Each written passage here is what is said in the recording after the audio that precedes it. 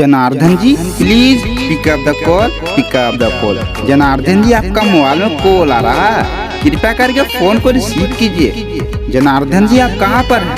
आपका मोबाइल में कब से कॉल आ रहा है, कृपया करके फोन को रिसीव कीजिए। आपको कोई चाहने वाले याद किए हैं जनार्दन जी, थोड़ा सा ही टाइम निकाल के अपना फोन को रिसीव कीजिए। बहुत इमरजेंसी है जनार्दन जी, कृपया करके फोन को रिसीव कीजिए, अन्यथा वो कॉल कर जाएगा। जनार्दन जी कृपया करके फोन को रिसीव कीजिए। जनार्दन जी प्लीज पिकअप द कॉल।